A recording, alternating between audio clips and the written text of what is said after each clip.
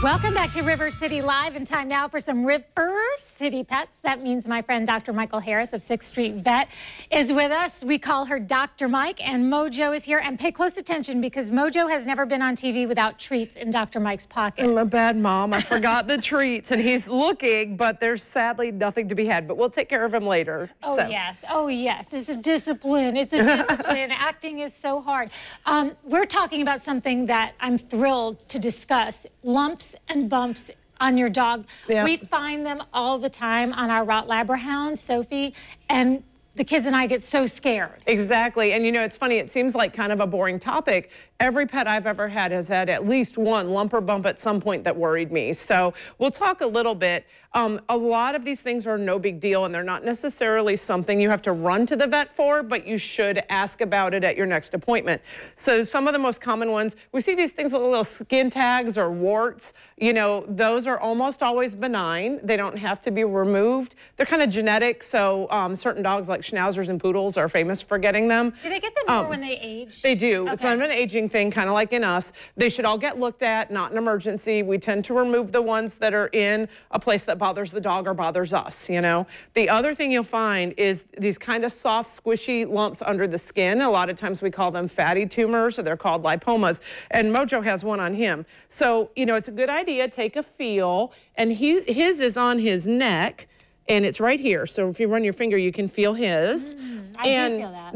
They'll happen in that area. Also feel up under their chest. He's actually got a little one starting down here. You can feel all under their belly, their flank area. Up in here's a big place that you'll find those. When you find one, keep an eye on it. As long as it's not changing size, then at your next appointment, bring it to your vet's attention. A lot of times we'll do what's called the fine needle aspirate. Put a little needle in it, take some cells out, very fast, doesn't hurt, doesn't require sedation. That lets us know if it's really a fatty tumor or if it might be something to worry about. And fatty tumors, again, we tend to remove those if they're big, if they're in a place that bothers the pet. It's a genetic thing. Large breed dogs, like Mojo the Weimaraner, like your mixed dog that has Lab and Rottie in them. And so that's the thing to talk about, but not an emergency. But there are some we should be concerned about. Okay, and how can we tell? So a couple of things. If it's growing really rapidly, whether it's in the skin or under the skin, get it checked quickly. I guess we're taking a nap. Okay, good boy. He's going to take a nap. Oh, he's taking a big nap. That's fine.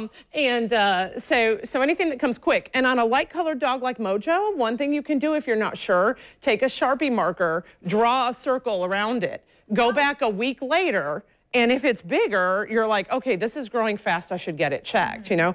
The other thing is any mass that has an open surface, like it's bleeding or oozing, sometimes that can be more common if they are a cancerous mass, so you want to get that checked out sooner. It could be infected. It could be a cyst that ruptured, but an infection could start out there. The other thing is when you're groping your dog, if you find masses that are in the same spot on both sides, so under the jaw, up in the armpit, on the back of the leg, if you have some big masses that came up quick that are the same on both sides, get that checked right away. Those could be lymph nodes.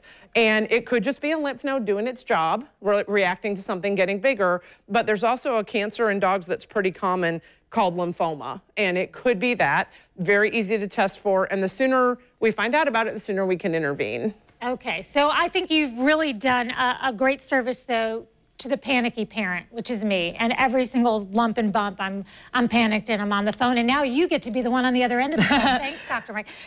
Okay, so let's give you information, first of all, on reaching Dr. Mike, and then we have to do our shout out that we love to do. We do. So to reach Dr. Mike at 6th Street Vet, you can call 259-2200, and 6thstreetvet.com is the website, and at this time of our segments, we always say hello to a very special friend. We do. We have to say hi to Gloria. She's out in McClenny, and so we'll be out to see her later today, me and Mojo, if I could wake him up and get him up off the floor. He looks pretty darn comfortable right about now. No treats. He must be hypoglycemic, huh? Low blood sugar. Well, whatever the case may be, at least we know he loves us for ourselves. We'll be right back.